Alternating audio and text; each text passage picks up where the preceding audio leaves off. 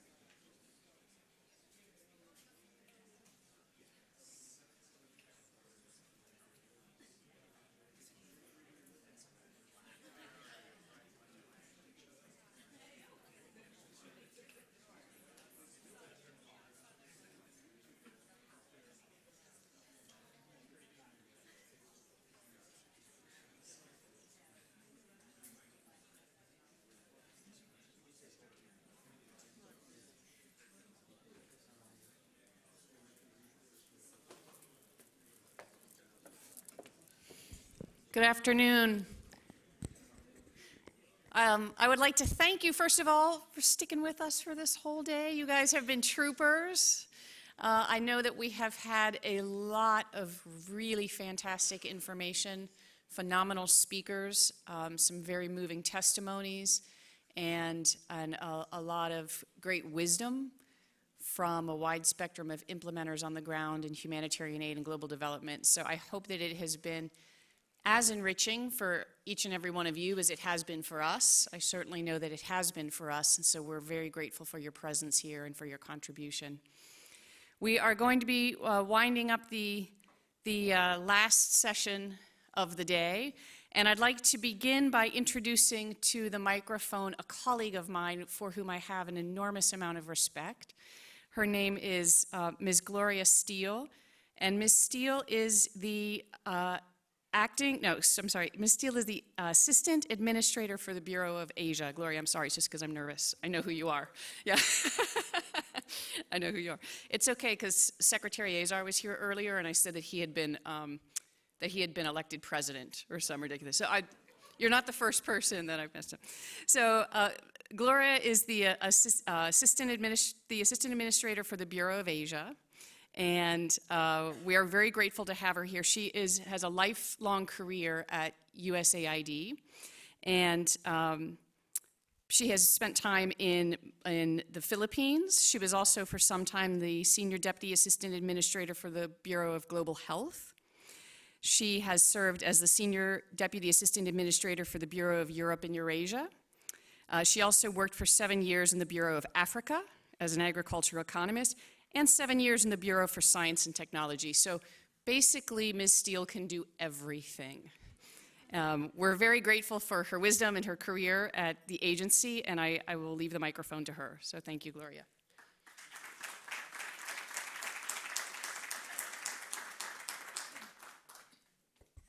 Thank you so much, Kirsten. I'm acting. You were right the first time. Thank you so much, Kirsten, for organizing these events. And thank you to all of you for being here. I have the honor of introducing our next speaker, but before I do, I would like to say a few things. It is really, truly concerning that many governments have adopted oppression of religious and ethnic minorities as an acceptable policy. I'm sure you've talked about this issue earlier in the day. In Burma, the military persecution and forced displacement of Rohingya Muslims prompted the forced displacement of 750,000 people to flee to Bangladesh in 2017.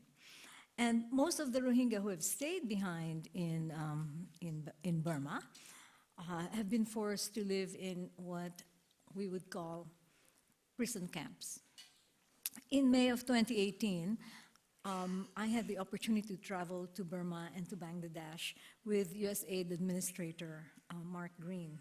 We were both deeply moved, appalled, and very distressed by what we saw in both the Cox's Bazar and in Burma.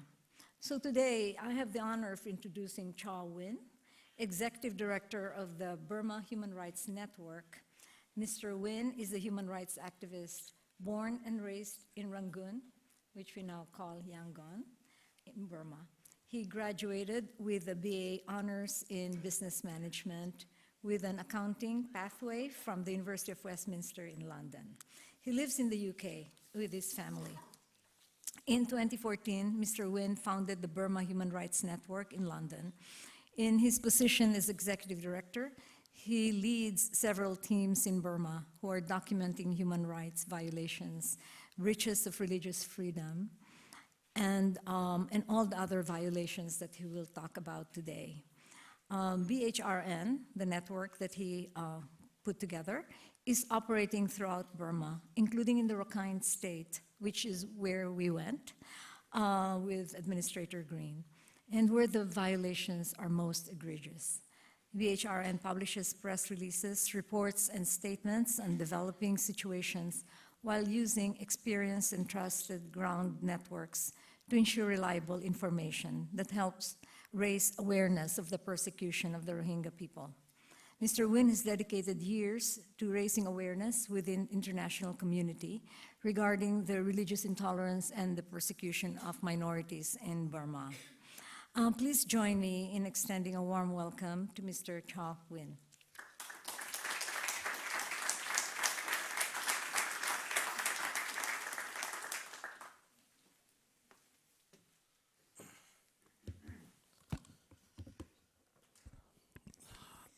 Hello, everyone.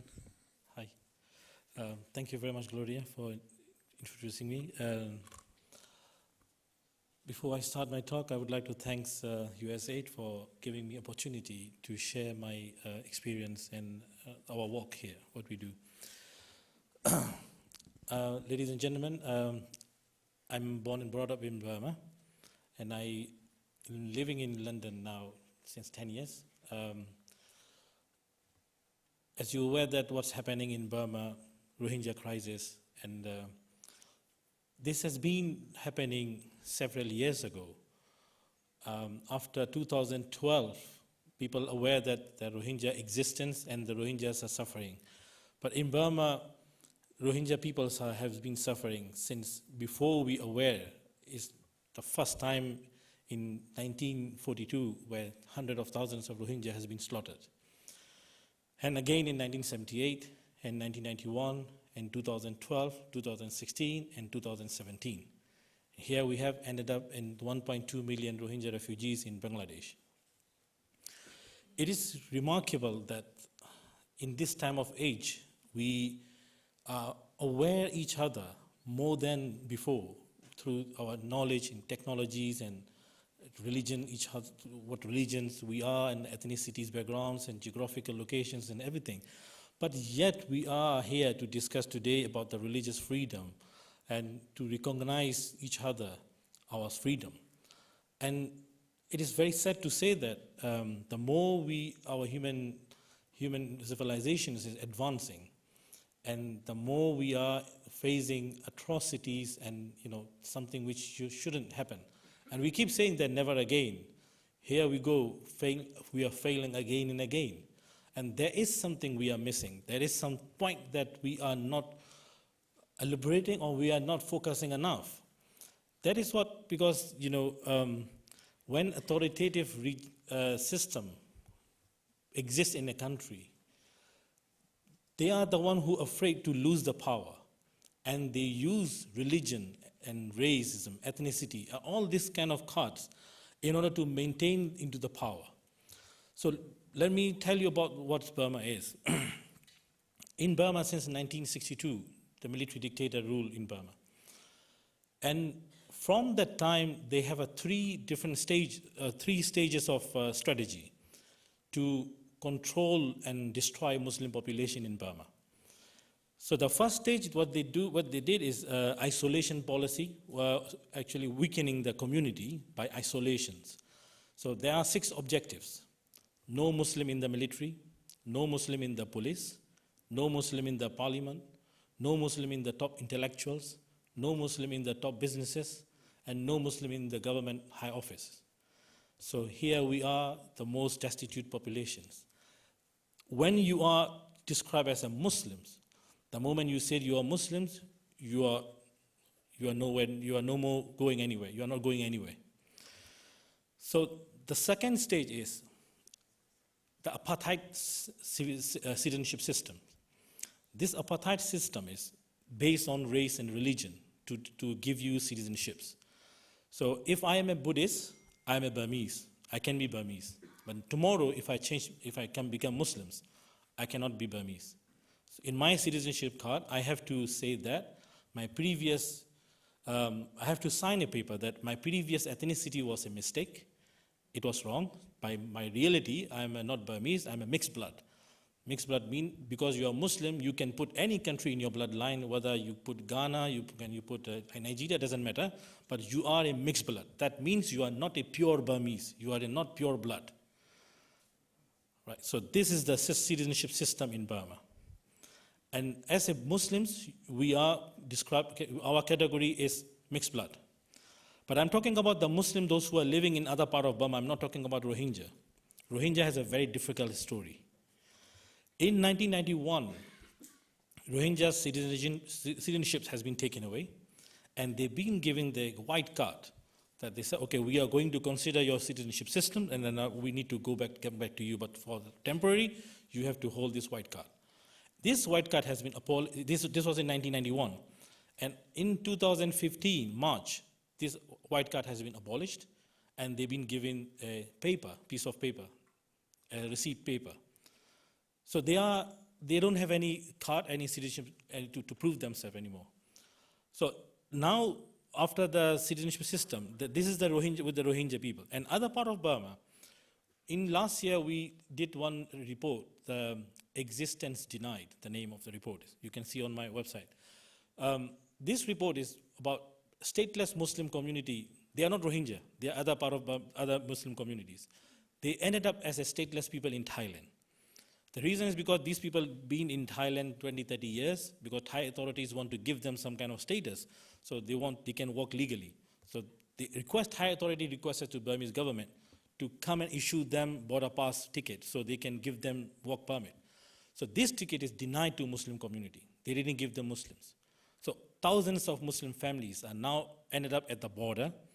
They cannot remain in Thailand. If they remain in Thailand, they will be jailed for 2 years. They cannot go back to Burma, they will be jailed because they don't have any citizenship card anymore.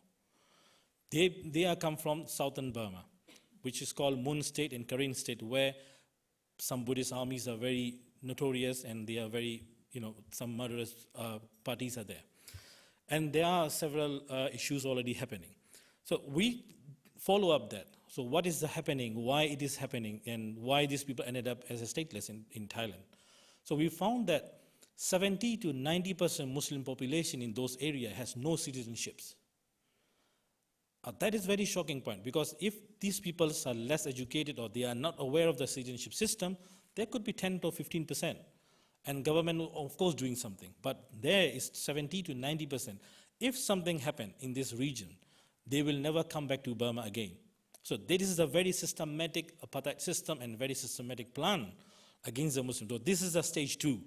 Where people ended up as a stateless or maybe they don't have a citizenship anymore. So the third stage, where Rohingyas are now already in, is called forced deportations. Rohingyas families and for populations in northern Rakhine State, it's very difficult to share their stories because some of the degree of the hatred they've gone through, some of them, they never see the wall. They never see the wall because they born and brought up within the wall, and they just born and brought up in the camp, open jail, and they never see what is the freedom is. And when I talk to young people, I literally, crying because we had all the opportunities and luxuries in life to study and to debate and to say anything, whatever we feel, but they don't have it. So there are many things if I had to describe about what Rohingyas are facing. And then the Rohingyas, those who are in Rakhine State now, there are two parts. One is those who are around capital city of Rakhine State, they are in the camp. There are about 128,000 populations that are in IDP camps. And on the other side, the Rohingyas in farther north, they are about 300 to 400,000 Rohingya population. They are still in the remote villages. So they are facing humanitarian crisis heavily. They don't have normal medicines. Some Rohingyas, those who are in the camp, they describe me that they cannot go to any hospital if they are ill. So this is the people, 128,000 Rohingya, those who are in around the capital city of the Rakhine state. If they have some kind of medical issues, they have to apply to the authority that they want to go to the hospital. And then they have to pay about $100 for the police protection.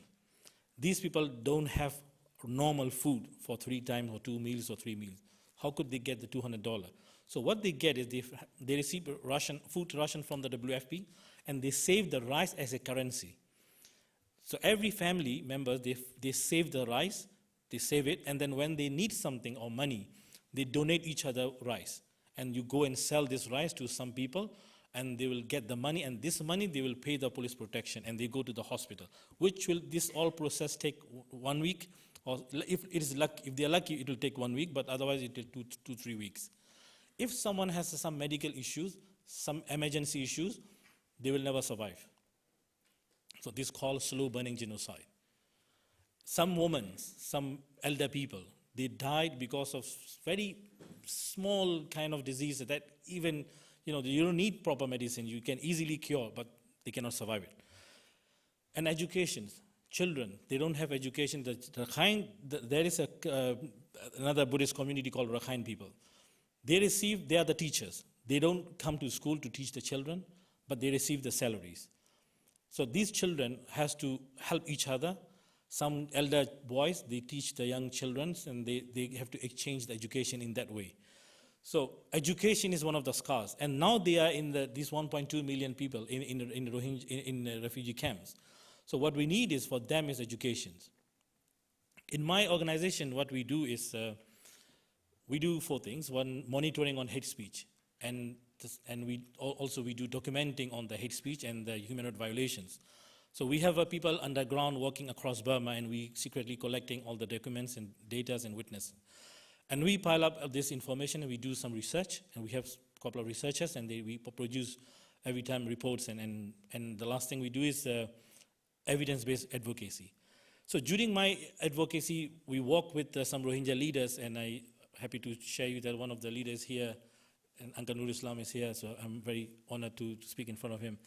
So we always go to knock every government doors that all we need is these people to survive like me and you with dignity as human beings. What we don't have in Burma is the moment you are described as a Muslim, you lost your dignity. So I, born and brought up in Burma, Rangoon is a very diverse place. Even in our city, in our schools, teacher call us, in Burmese called kala. Kala means it's a very derogatory word, like nigger. So they call us nigger. That's how we are used to. At some stage we see that I feel that that's okay, that's my name. But when we grown up, when we read things and we learn things, then we realize, oh, that's very dirty word, why people are calling us in that way. So that is the situation, the mindset.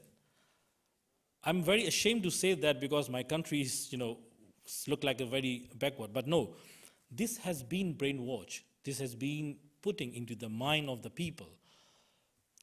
If you sum up the situation, the military are the most powerful, the wealthiest people. They control all the resources, they control all the opportunities, and they are the control gatekeepers of all the opportunities in Burma. So if you are not friendly with them, you can never do any business in Burma. So in order to protect their wealth, they need power. In order to maintain the power and to control the power, they use religion as a card to control the power, to continue into the power. So majority Buddhists should feel that Muslims are a threat. In order to portray Muslim as a threat, what they do is, they said that we are existing between China and India, giant populations, but we are very close. Traditionally, our cultures are very close to each other. But the threat is Bangladesh. Bangladesh has a 3 times larger population than Burma, and 1/3 side of the Burma only. So that means population explosion is happening in Bangladesh. We need to protect us. We need to protect our country. The Rohingyas, actually, that they are Bengali, they are not Rohingya, they are not nothing like that, but they are coming from the Bangladesh. They will occupy Burma one day, and they will change our Burmese Buddhist culture to Islam, and our country is under the threat of Islamizations. This story, this narrative, doing the best marketing for the military, for the hardliners, because everyone feel insecure, like during the Nazi time, the Gobel who used this kind of things that to demonize the Jewish community. The same way is going on in Burma. And the same way they're doing that the Muslims are threat, if we don't get rid of this Muslim, one day Burma become Muslim country, like Afghanistan, like Indonesia, there are many fabricated stories are going on. And one of the tradition in Burma is a very beautiful, but it's a very dangerous too. When the Buddhist monk tell you this is not day, this is a night, you should say that yes, this is a night. So that is it is because of the respect. But those Buddhist monks, those who are really good Buddhist monks, they will never say like that. But the people who are, the government is using, there are many proxy religious institutions now it is in Burma. There are some spies, those who are pretending as Buddhist monks. They are now controlling so many key monasteries, and they are spreading hate speech, and they are encouraging Buddhist community to target the Muslim community. So in that case, what happened is Muslim community has to shelter with other communities, and Muslim community has now less chance to survive if international community will not do anything. You know, the most dangerous thing in our life is people who are our friends, but they are friends, but they don't raise any voice. They look silently. That is the dangerous thing what we see. And I cannot elaborate enough that we are very grateful to international community at some point, because we are surviving until today, Rohingya community especially, because there are so many organizations and NGOs and humanitarian organizations are doing their job very well in Burma. But we want to encourage that we should do more. The most important area is, I've been given 30 minutes more, I think. Thank you. I think education and healthcare is a very important part that we need to focus, because once we have education is a barrier to all the criminals, all the dangerous phenomena, anything that going to affect the community. So we need to invest in education. And I'm very grateful that for your listening my talk. Thank you very much. Thank you so much.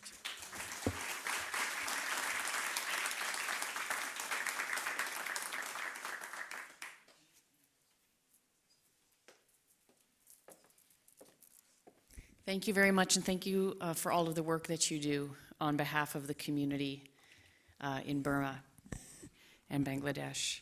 I would like to go ahead and invite to the front the panelists for our capstone event for the day. We have a panel of religious leaders who have graciously decided to join us this afternoon to help us reflect a little bit on what we have learned throughout the day and sort of the lessons and the takeaways. So without further ado, gentlemen.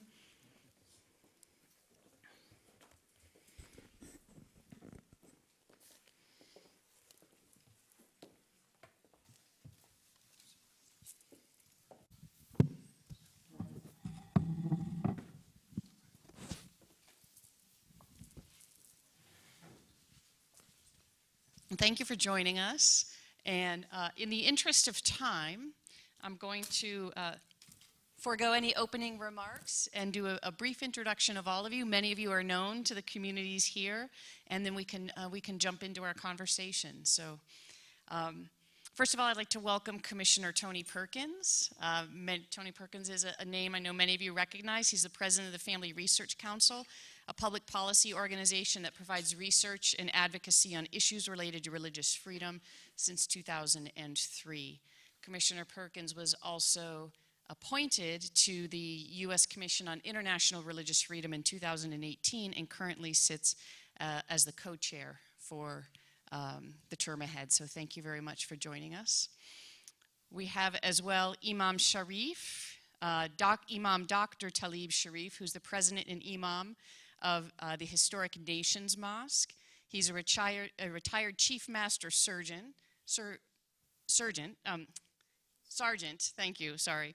It is the end of the day. Sergeant of the United States Air Force after 30 years. He served as Imam in 5 U.S. cities and 7 military locations around the world, and as a convener in the Georgia State Association of Imams.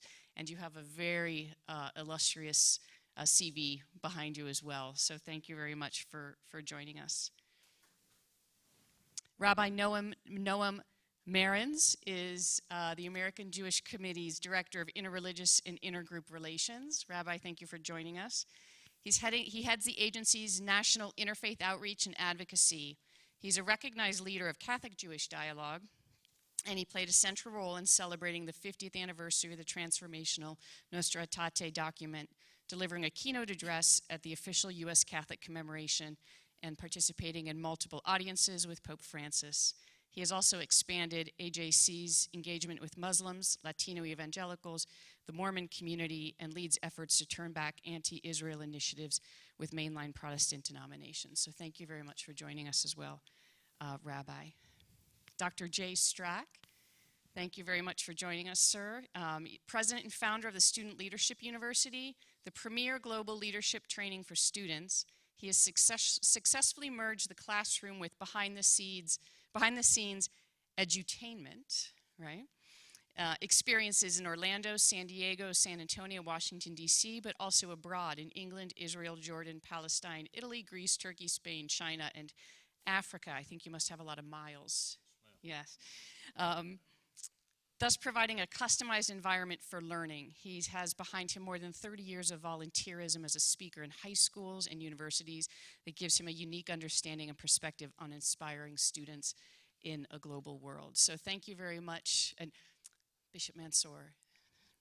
How could I forget Bishop? Bishop Mansour, a long-term friend of mine, so apologies, Your Excellency. Bishop Mansour is the bishop for the Maronite Diocese for the eastern half of the United States, the Catholic diocese that has its origins in the Lebanese community. He was ordained in 1982, and in 2004, Pope John Paul II, St. John Paul II, named him the 3rd bishop of the Eparchy of St. Maron of Brooklyn. He also serves as a secretary for Christian, Arab, and Middle East churches together. He is served on the United States Conference of Catholic Bishops, pro-life and catechesis and evangelization committees. He continues to serve in the Catholic Oriental Dialogue. And he's a member of the Board of Trustees for the Catholic University of America, Catholic Relief Services, Aid to the Church in Need, Caritas Lebanon, Teleluminaire, and is actively involved in the efforts of In Defense of Christians to support and advocate Christians in the Middle East. So also, all of you, very busy gentlemen. So thank you for taking the time to be with us here this afternoon. I just want to jump in quickly and get kind of a sense of your read on the day. So we began the day with explaining our real hope to convene this this day and this session would be to reflect on the relationship between religious freedom and humanitarian aid and global development. And I think that the religious community and religious communities have a unique perspective on that, right? Religious faiths and religious traditions have always been dedicated to works of service. This is a tenet and a part of our faiths that goes through each and every one of the faiths that are represented here.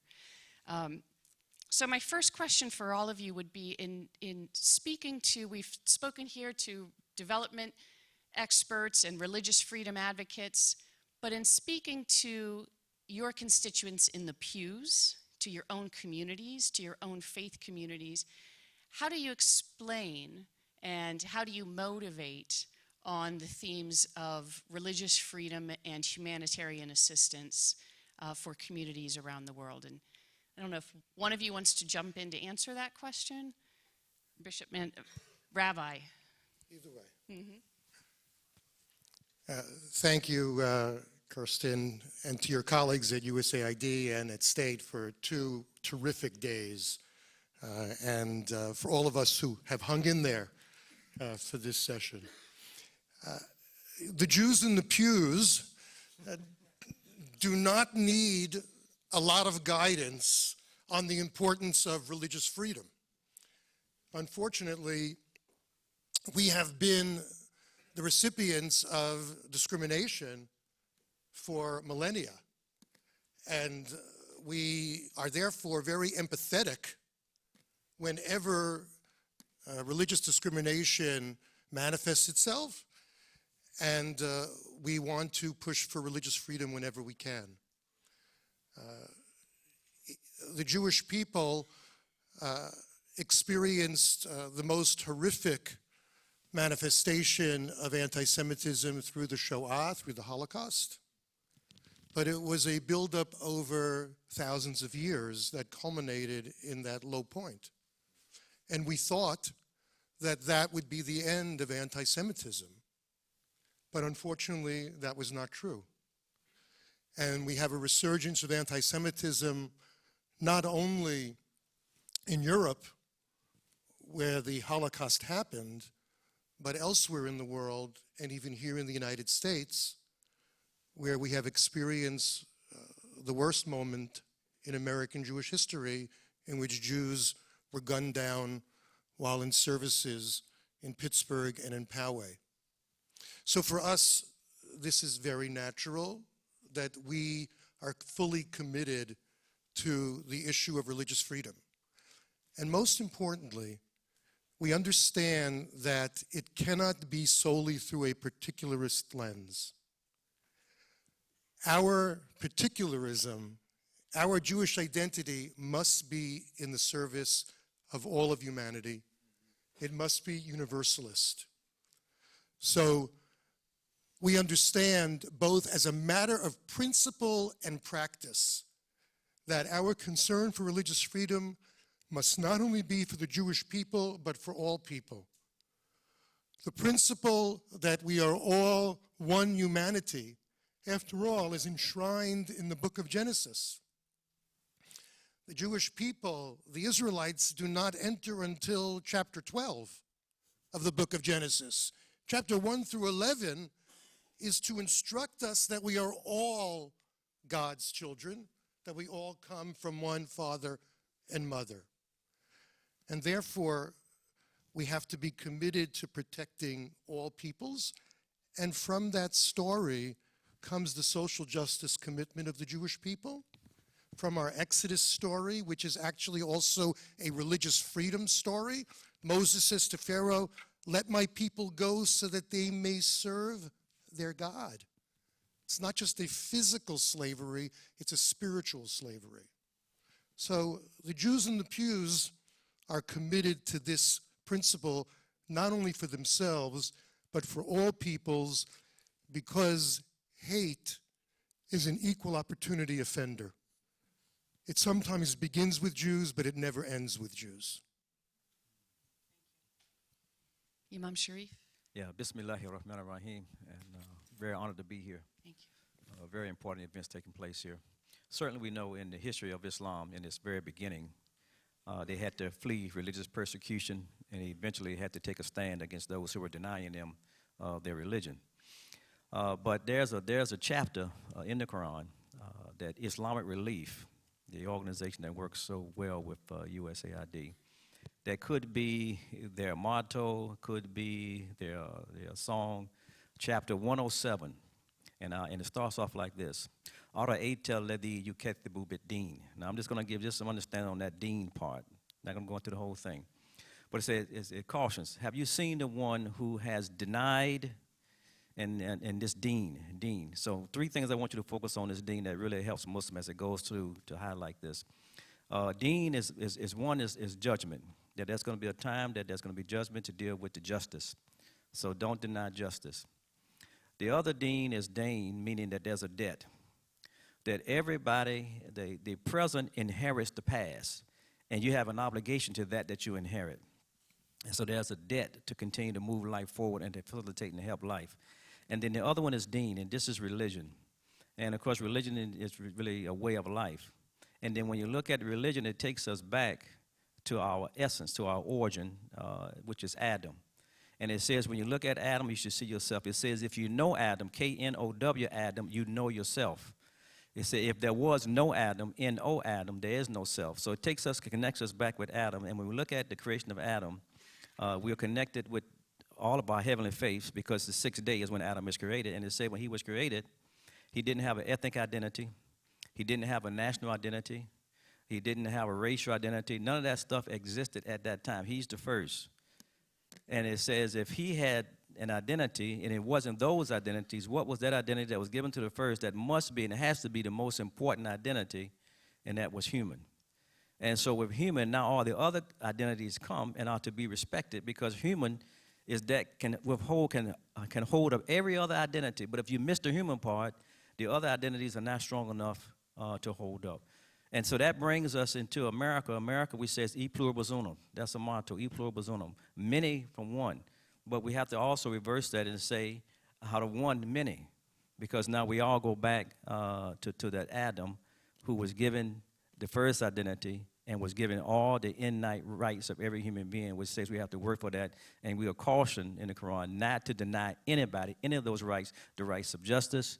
You have a right to meet your obligation to pay your debt to those that came before you and to those of which you are weak. And also you have a right not to deny anyone religion. Thank you. Thank you, Imam. Go ahead. Commissioner Perkins, please. Well, I'll be happy to jump in. It's so good to be on such an esteemed panel, although I was noticing there's two Baptists up here, so we'll probably have 7 opinions. Jay is a fellow Baptist. I'm a Baptist preacher, and so I'm going to put it on from that hat, although as Baptists we don't wear hats, so I like yours. What I think is important to understand is that religious discrimination comes in many different forms and fashions. And I think one is that is most significant is to deny, Kirsten, as you were talking about, all of I think almost every major faith, a part of it is to serve their fellow man. And to deny them the ability to serve out of their faith is a form of religious discrimination. And what I am so thrilled to see, not only through this ministerial, but through the USAID and the work that they're doing with faith-based organizations around the world, partnering with them, not giving money to these organizations to promote their theological holdings, but as the rabbi said, we serve all people. It doesn't matter. We don't ask, are you Baptist? Are you Lutheran? Are you Catholic? Are you Muslim? We serve all people, and that's the way it should be. But I think that if governments, and I use that in a plural sense, not just the United States government, but all governments would see religious communities as a force multiplier for service, that we can meet needs that government can never meet. And that's what is encouraging me through the work of the USAID and especially in the Middle East and what's happening right now as they're partnering with groups that are on the ground that are motivated out of compassion for their fellow human being. And I think that as more and more governments model that and put an emphasis on the value of people operating from the foundation of their faith, we indirectly address the issue of religious discrimination. And we put that behind us because we are highlighting the value and the necessity of people operating out of their faith to serve their fellow man. Bishop Mansour, I wonder if I could, to follow up on Commissioner Perkins' comments, I wonder if I could ask you to maybe share with us a little bit in your leadership role at Catholic Relief Services as well as in Caritas, and you've been a very active and vocal and participatory voice with regard to the minority communities, not just Christian and not just Catholic, but the minority communities in Iraq and Syria and in the Middle East. Maybe share with us a little bit of some of your experience on how the unique contribution that as a faith-based organizations that you see that you are able to bring to these regions of conflict, to these areas of conflict that need stabilization, that maybe governments or international agencies, secular agencies would not be able to bring. Thank you, Kirsten, and thank you, fellow panelists, ladies and gentlemen. What a joy it has been for these last, I'm tired though, but what a beautiful joy it has been for these last couple days, and to see the United States government, the soft power of diplomacy and the generosity of the American people stewarded in such a beautiful way. So Kirsten, and to Mike Pompeo and Senator Brownback and everyone else in the State Department and USAID, a heartfelt thank you to all of you. I'd like to go back to something the Rabbi, I'm going to steal a couple lines from you. The Jew in the pew, I like that.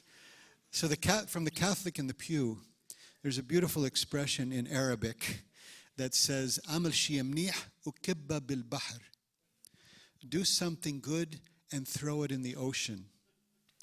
So in the Catholic Church in the United States, that throwing it in the ocean is Catholic Relief Services.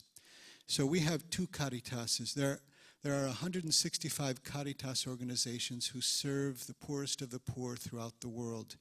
And they serve them on purpose, whether they're Catholic or non-Catholic. But they serve because we are passionately involved in the name of Jesus to serve the poorest of the poor. So, but we do that without any kind of discrimination. So from these 165 Caritases, half of America's Caritas is to serve the poor here. It's called Catholic Charities. Every 190 dioceses here in the United States serve the poor of the poor here at home. The other half is Catholic Relief Services.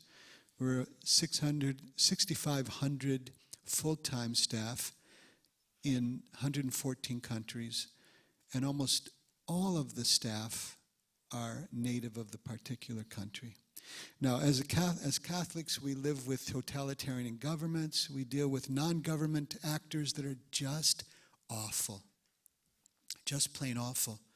So that's why I'm so hopeful for this ministerial to create a movement for religious freedom.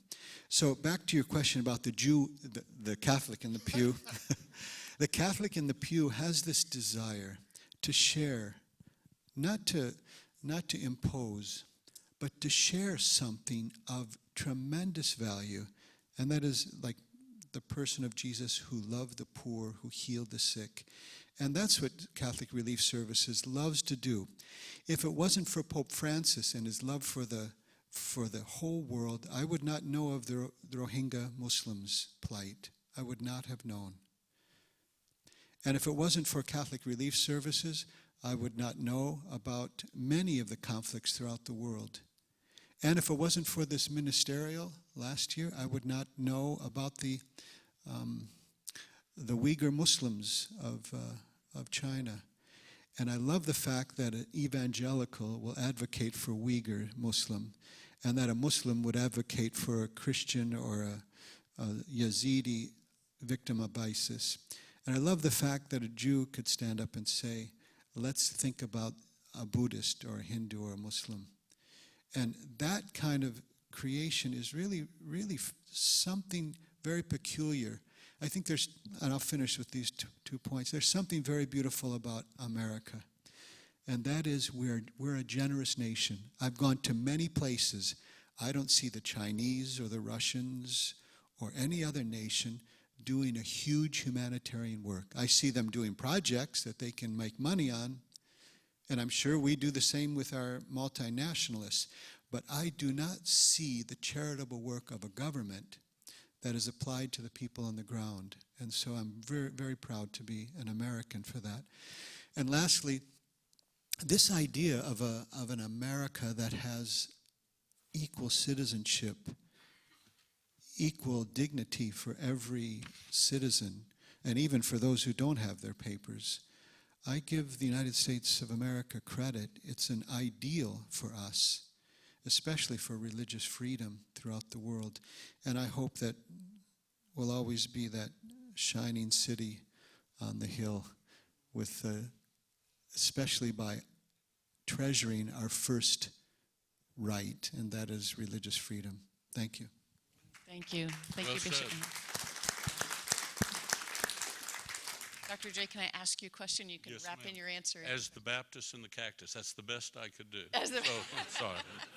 Well, I want to pick up on a theme that Bishop Mansour brought up, which is that of education. He was saying that if were it not for the works of these churches, were it not for the works of the communities, we wouldn't know. Exactly. We wouldn't know about the things that were going on around the world. Will you dedicate yourself to educating young people in leadership skills globally, in some of the most, I mean, we read the list of countries, some of the most diverse parts of the world, and educating a new generation. So how does that work of education of youth play into the themes of religious freedom, human rights, tolerance? How do we form a new generation of global citizens who are better equipped to deal with some of these issues? Yes, ma'am. Well, I believe it's caught more than it's taught. I think everybody on the panel would agree with that what we do, Dr. King, we could spend all day quoting Dr. King, I think, on about any of the issues we're talking about. But when Dr. King talks about that the words of our enemies don't hurt near as much as the silence of our friends, that's a pretty powerful thought. And then, we may have come to this country in different ships, but we're all in the same boat together right now. So what I've found with students, we're going to have credibility. If we want to put a sweet taste in the mouth of Muslim children and Catholic children and Jewish children and evangelical Christian children, then Catholic children, we're going to have to live our faith out loud. And this is a generation that demands to see something. I love what's been said both by the bishop and Tony, but I'm very grateful that religious communities, even in the United States, for many years were forbidden by government because of separation in church and state to even be involved. And to give credit where credit's due, Catholic Charities has been one of those that's just kept moving anyway and kept going anyway, sometimes being blessed by what they did and approved, and other times even being harassed and persecuted for what they did. We've got Todd Lampier here from Paula White's Ministries, et cetera, who's led much of the effort that's gone on in the evangelical faith world for the border. And to be honest with you, when we went down there, and we're taking all these ministers from many different denominations, we ended up going, how do we help the Catholics that are already down here doing something? So it was very refreshing for me, and I think it gives us great credibility with the youth of our faiths when they see that we're working together. We thank God for those that are there making a difference. So what I hear from students is they want to know, does all of this, the church, the stained glass, the mosque, the school, the temple, synagogue, do we really believe what we're teaching? If we believe it, we've got to be our brother's keeper. And we've got to earn the right to be heard. So one of the things we try to teach students, if you want to be a leader, you've got to earn the right to lead. It's not a title, it's not a position. You earn the right to lead, and I believe you do that by service, that you become a servant. And there's a great passage in the Gospels that Jesus jumped in the ditch and helped lift a man out of the ditch, the parable of the Good Samaritan. And so if we're going to be close to our faith, we've got to be willing to jump in the ditch and help those that are in the ditch. And we can't just walk by because we're too busy or we're late to our religious activities. We got to stop and help our brother that's in the ditch. So for me, education is for us to live our faith out loud, to love out loud. And when you go down, for example, to the border, I don't care what your position is on the border. Number one, we're supposed to be a God-fearing, righteous nation. So if we're going to be that, we better get busy. And number two, we're supposed to be America. And those are two pretty big things to try to live up to. So we have a responsibility. So we spend a lot of time saying to students, learn what it means, learn the issues, learn that there's 100 unintended consequences, learn nobody wants to be in this situation, whatever that situation is. And then number two, live your faith out loud. That you've got to, and so my favorite saying just about is there's 100 fires on the planet, 100 fires in our country. Pick one and put it out. Pick one, and whether it's the homeless or whether it's those in prison, whether it's juvenile detention, whether it's dropouts, whether it's young women being trafficked, whether it's the children at the, whatever it may be. But let's pick a fire and help put it out. So education and faith, I believe, go hand in hand. I believe faith is real. I could have cared less about any of the issues we're talking about until I was 17, a young junkie, all the broken homes and detention centers, foster homes, physical abuse, sexual abuse. When I was 17, I had a very profound spiritual experience with Jesus. He changed my life. And the only talent I had was a big mouth. And so, but it changed my life. My faith changed my life. And now we have a responsibility wherever we are and whatever changed our lives. And we're all here because we've been fully convinced something is real beyond what we see. And there is a God. We're going to stand before him. I'm one of those just learning about the Abrahamic covenant, you know, and the importance that we're in this together. And the one thing we have in common is we're going to stand before our Creator and give an account of our lives. And Abraham somehow is a conduit for all of us. And so how can we, as men and women of faith, live our faith out loud? And I believe you fulfill your faith. You don't compromise your faith when you take your coat off and you work shoulder to shoulder with brothers and sisters and say, what can I do to help and to serve? So that gives me, I think, gives us credibility with this next generation of our children and grandchildren. And I know that matters as much as many of these humanitarian needs going on. How do we keep the faith real and vibrant for the next generation? But we can't let people perish all around us, be isolated all around us, be imprisoned, be harassed, be persecuted, be isolated. We've got to care, and so we have to love out loud. Thank you. It's true. It is a talent. The Lord definitely gave you a talent. I want to pick up on this theme of being the vocal voice of good works. Right? Everyone touched on sort of the call of the religious to be conduits of good works in the world, and yet we all know that oftentimes in today's world, religion is used as a vehicle and a mechanism for extremism, and it can be hijacked and manipulated and used to propagate division and hatred and etc. What are the roles of our communities? And I think particularly Bishop Mansour, Rabbi Marans, Imam Shareef, in the work that you do with Islamic Relief worldwide. What are the roles of our religious communities that are doing international work, and sometimes in parts of the world that are deeply divided along sectarian divides and religious divides? What's the role of our religious community to try to heal and reconcile and counteract extremist voices, sometimes even within our own communities or in the community next door? I'd like to begin with that and leave it to the Imam to finish if you want. There is an ongoing theory that Islam and the West can never get along.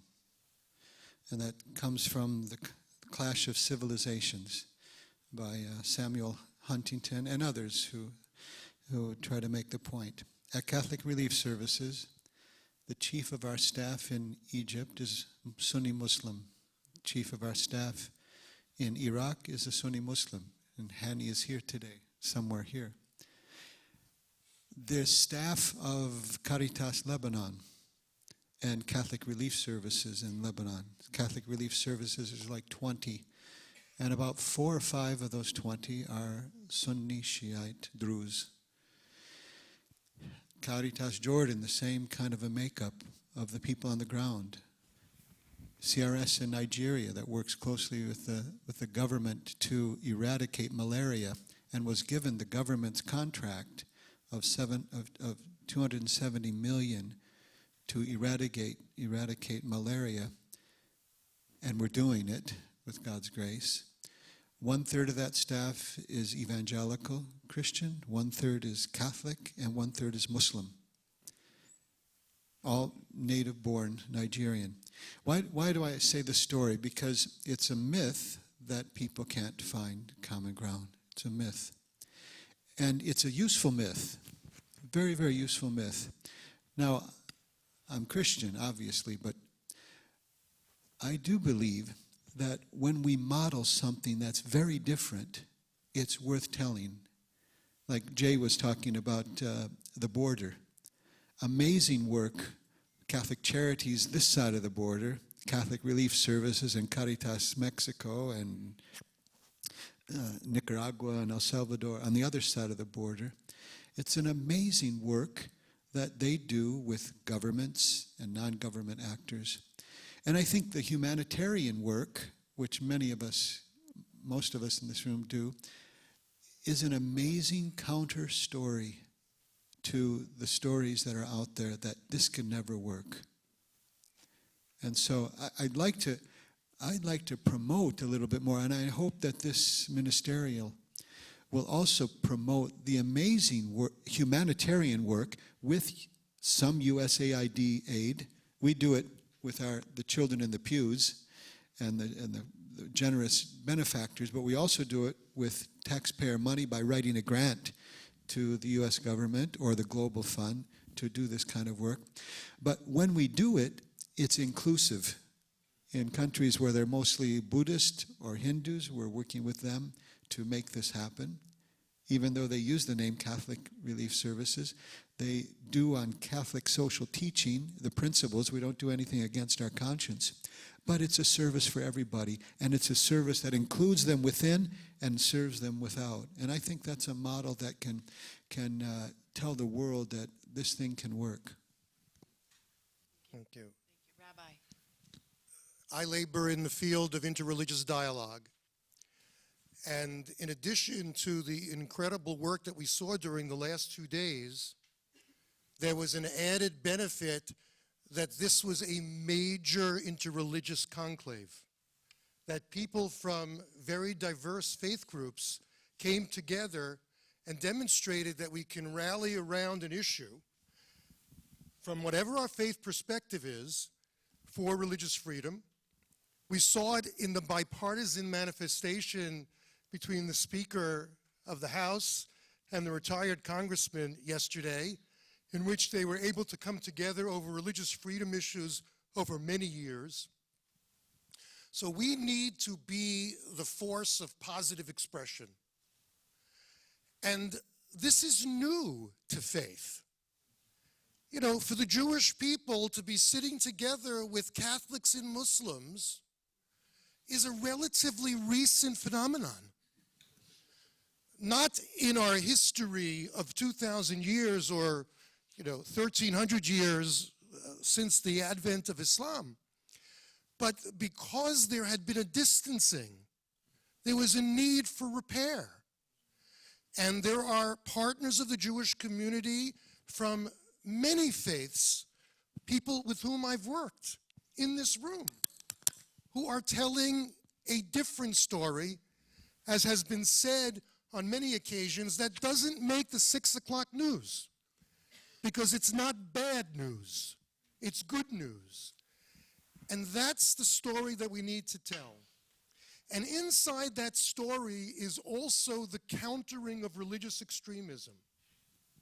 There are many documents that have been propagated to mitigate the hate or the lack of comity between religions. The Christian churches have generated them with relationship to the Jewish people. Recently, moderate voices of Islam have proclaimed it loudly and clearly. But a picture is worth 1,000 words. When Pope Francis visits the sites of the Holocaust or meets with a Muslim leader, it makes a difference. It tells a different narrative. When people see a rabbi together with someone that it was unimaginable 50 years ago, notwithstanding the latest resurgence of anti-Semitism, it makes a difference. So a great shout out to the planners of this conclave, because it inspires us to demand from our governments what we see happening here that has been presented by the United States.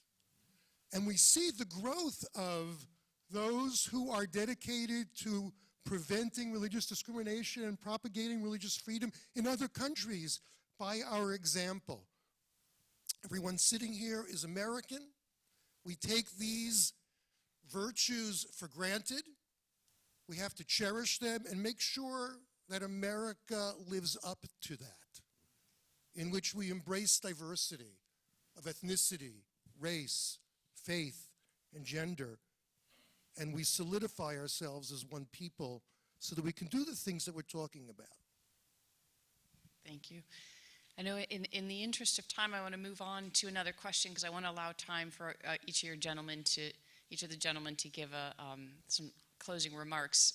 I appreciate, Rabbi, the comment about the American values, right? And I thought of Deputy Administrator Bonnie Glick this morning saying the quote from Thomas Jefferson that the inheritance of democracy is vigilance, right? It's vigilance carrying the values on. Commissioner Perkins,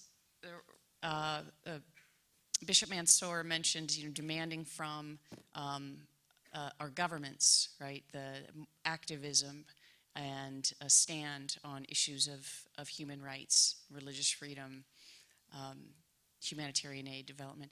So you wear two hats. You uniquely wear two hats, right? So you are by vocation a religious leader, and by second vocation, you've been invited to step into that role in a way that helps to guide and shape U.S.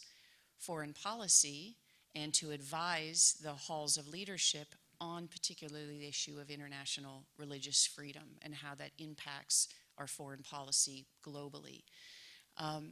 From your unique perspective, what do you think that we as a United States government could do more effectively to partner with faith-based community and religious communities around the world, specifically on the topic of religious freedom, but also on humanitarian aid and global development, broadly speaking, to foster this partnership?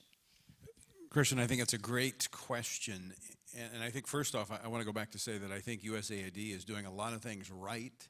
And so I would just encourage to continue more. But I want to go back to earlier comment about how the governments sometimes marginalize people of faith and push them to the side.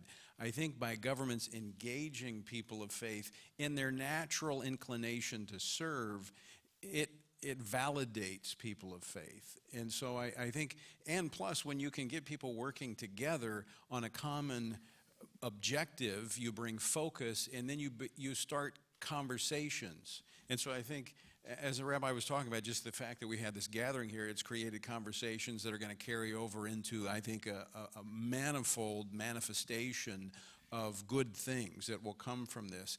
Now, that said, that doesn't mean we lose our distinctives. Doesn't mean that we change our theological holdings, but I do think we have to tear down some walls that have separated us and work for the common good of humanity, which is a part of all of our callings and our respective faith. And so I think the government really just has to sometimes open the door and welcome the faith community in. And I think that's what we see happening with USAID. We see happening with the Trump administration, both domestically and internationally. So I would just say continue to partner with groups, and to the degree that you can do it across denominational and religious lines, begin to facilitate communication among them as they work on a common objective. Thank you. Can I put a question out there and do kind of a round robin and ask each of you, for our closing, to give me sort of a brief 1-minute statement on what we sort of called our vision statement. So We've talked a lot today, right, about the role of religious actors in alleviating human suffering around the world. We've talked about the responsibility of governments and faith-based actors to protect and to serve religious communities who are vulnerable in a particular way around the world. If we were to be having this conversation right here, right now, 2 decades from now, so what are we, 2019? So that'd be 2039. And at a ministerial to advance religious freedom, were there one still needed at that time? If we were to be here 2 decades from now, what would you like us to be talking about? What would we have accomplished? What do you hope we would have accomplished to some of the most pressing global challenges? And how should that shape our priorities today? Where do you want to begin? Well, I would pray that there'd be a healing of the crack in the Liberty Bell. As an American, I believe we have much to be proud of, but I think all of us would agree there's a crack in the Liberty Bell. And so as we pray and as we serve and as we seek to build understanding, I mean, I'm sitting here next to I'm sitting here next to a national hero all the years you've served our country, and not just in faith, but in your military service. And, you know, I think when we get to know each other, all of a sudden you begin to go, man, I'm sitting next to a hero right here. I mean, you know, and not only the cool hat, but I mean, besides that, you know, so I'm praying that 20 years from now, and Tony's, Dr. Perkins' organization has done a great job, but reminding everybody that we've got to be the watchman on the wall. You know, I know you can't mention wall anymore, but you got to be willing to look out and to make sure that if there's anybody needing help, that you're quick to respond on whatever, you know, wherever they happen to be. And his organizations live that out. So I'm praying there'll be a healing of the crack of the Liberty Bell, that God himself would help us to be everything I believe we want to be as a nation, and everything we believe we were founded to be as a nation. And then second of all, my prayer is that because of how we live, and there's some of us that have been here a little longer than others, and we don't know how long we have, that somehow what we do models and mentors to this next generation. We're in this together. If God be for us, who could be against us? And together, I mean, I just look around this room, and those that I know, and these on this panel, I feel like we can solve any problem with God's Spirit and God's grace, and we can solve any problem there is if we'd leave ego and logo at the door for a few minutes and sit down at the table and let's get jiggy with it. That's kind of an Old Testament phrase. Sorry. All right. Dr. Shareef? I'm working daily with an individual that was radicalized, became extremist when he was in Afghanistan, a Marine. He's no longer that now. And of course, we work together. And one of the things he says is that he now knows that the reason why him and so many others have come to the conclusion that they have to make them radical is that they never have had a meaningful relationship with the people they hate. So we certainly, he mentioned getting to know each other. We certainly want to see more opportunities where even our government can facilitate us coming together more. And we want to see the aspirational become the norm. And this is the aspirational. We hold these truths to be self-evident that all are created, not accidents, created equal, recognizing sameness, and endowed by their creator twice. It said twice. With certain inalienable rights, meaning the government didn't give them to them, didn't take it away from them. Inalienable rights, among these, life, liberty, and the pursuit of happiness. If we can continue what we're doing now, then we would eliminate the things that cause people to become extremists. And there are normally 4 things. And those things are certainly have to have an influential leader to inspire them, the identity crisis, the ideology, but then the gaps are the grievances. One of the things that the humanitarian stuff does is take away one of those. All four of them have to line up really for you to really be really engaged. But the more we get in the arena to take away the things, the gap, to create gaps in people's life. Because as a human being, God says he created all of us with dignity. And so there's a demand on my soul as a human being to have my needs facilitated when I can't facilitate them. When we come here, we can't facilitate our needs. Someone has to do that.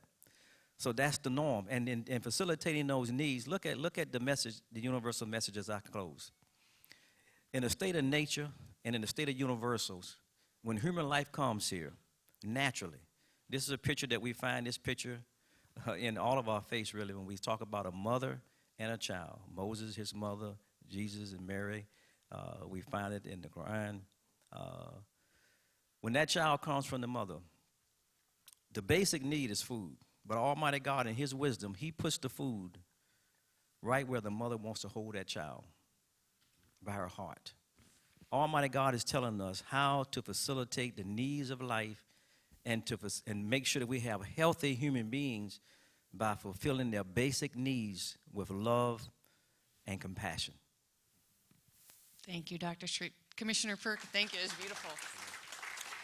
Well, I'll just say the obvious. If we're all here 2 decades from now, this time of day, we're hoping there's a nap. I would just say this. Looking forward, I would say I would hope we'd see a country that is culturally united in our spiritual uniqueness.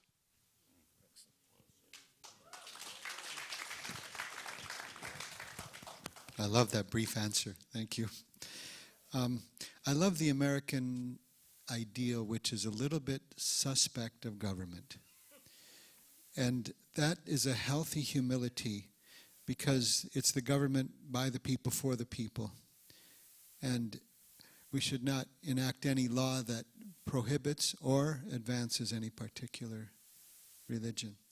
And so the idea that conscience is first, a person's relationship with God is first, and that's the humility of the American founding documents. A person's relationship with God is first, and his conscience is primary. But at the same time, he has not only inalienable rights that, as the Imam said, don't come from any government, but come from God. And no government can take them away. But he also has responsibilities. And the founding documents talk about us being as one nation under God, in the sense that we have a relationship for each other. We are all from Beni Adam, as we say in Arabic. We're all the sons and daughters of Adam. And lastly, to see 20 years from now, the other, as Pope Francis says, not as a threat to myself, but as a gift to myself, someone who sees and feels and lives in the world different from me. And that can be a source of grace.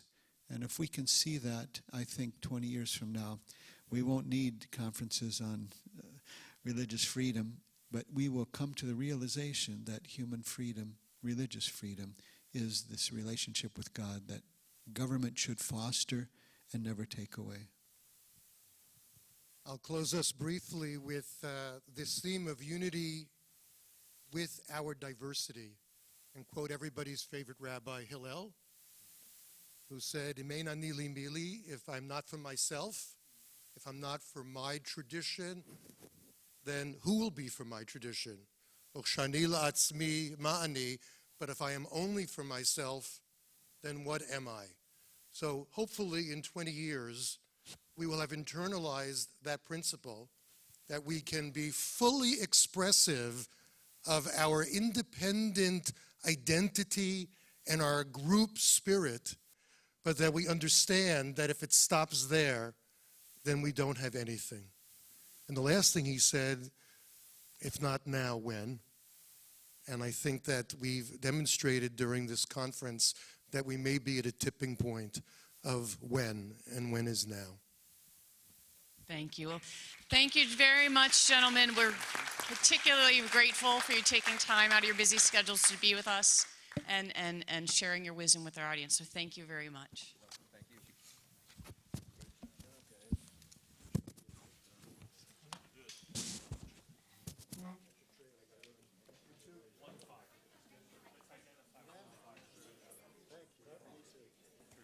Thank you. I know you got to run, so sorry we ran over.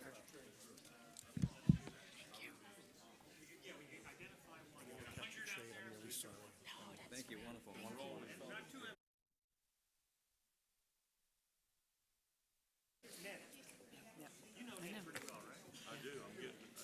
Okay, before you go, we have one last set of closing remarks, and I'd like to invite you to stay and to kind of draw together the conclusions of our day. We're inviting to the front the Chief of Staff of the U.S. Agency for International Development, Dr. William Steiger. Dr. Steiger is, before having worked at USAID as the Chief of Staff, he has a long career in international public policy, particularly in the areas of healthcare and global development. He has done years of work in fighting AIDS in sub-Saharan Africa, healthcare in the Latin America continent, and has spent a lifetime trying to do good works on behalf of the United States and on behalf of the nonprofit and NGO world for communities in need. So Dr. Steiger, thank you very much for being with us. I hand you the microphone. Thank you.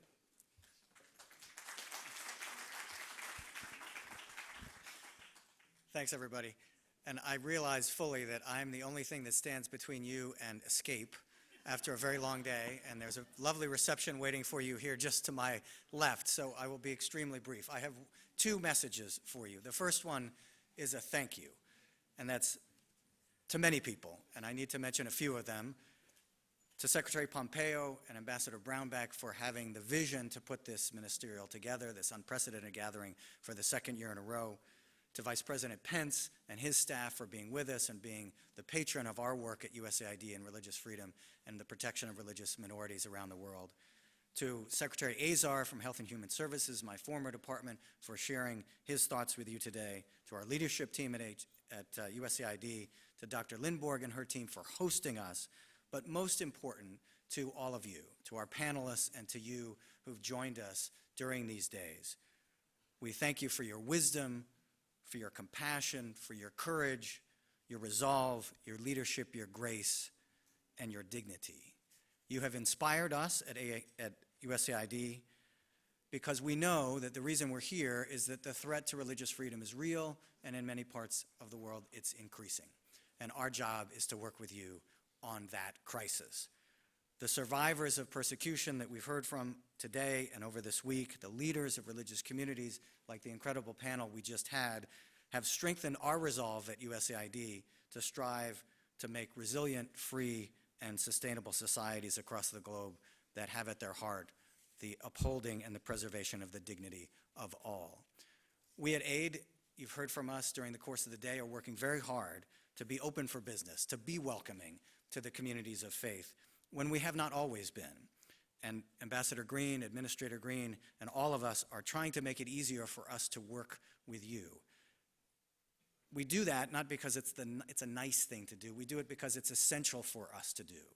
The preservation of religious freedom and working with communities of faith are essential to our accomplishing our mission. We need you. We cannot do what we need to do without you. And we know that despite congratulating ourselves for making many steps, many strides in the last couple of years, what we have done is not yet enough. So, you've heard many people talk at you over the course of the last few hours and during this week. And so we want to make sure that what we've done this day, in particular about our work in development and humanitarian assistance, is the beginning of a dialogue. We want now to hear from you. We hope that you'll do a couple of things over the next days and weeks. One is immediate, which is we very much encourage you to attend the session tomorrow from 9 to 12 at the U.S. Commission on International Religious Freedom to learn how we are creating new opportunities to work with you and your organizations, things like the New Partnerships Initiative. It will be a nuts and bolts seminar to get at the heart of how, if we have not figured out how we can do business together, you can learn how to speak our language, work our system, and that we can be much more effective in creating programs with you earlier, in communicating with you more fully, and in building the systems by which we can actually do things together at the community level. And the second thing is please reach out and stay in contact with us, with the people you have met from USAID over the course of today and these days. We need to hear from you. We need to learn from you. We need to listen to you. So we hope the next phase of this is not one way, but two way, and primarily we are in the listening mode. So thank you again for being with us. We cannot do our work without you, and we value very much your partnership, your faith, your leadership, and we hope that there will be many more of these kinds of events, but we'll be talking about specific things we've done with each and every one of your groups. Thanks so much for being with us.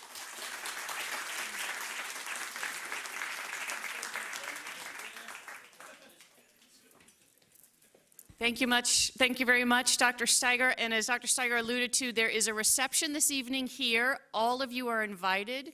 The reception begins at 6 p.m. Doors open at 5 p.m. I believe the staff is still setting up for the reception. So if you'd like to take a little bit of a break and take a little bit of time, you're welcome to come back at 5:30 or join the reception at 5:30 to 6. We'll get started. So thank you very much.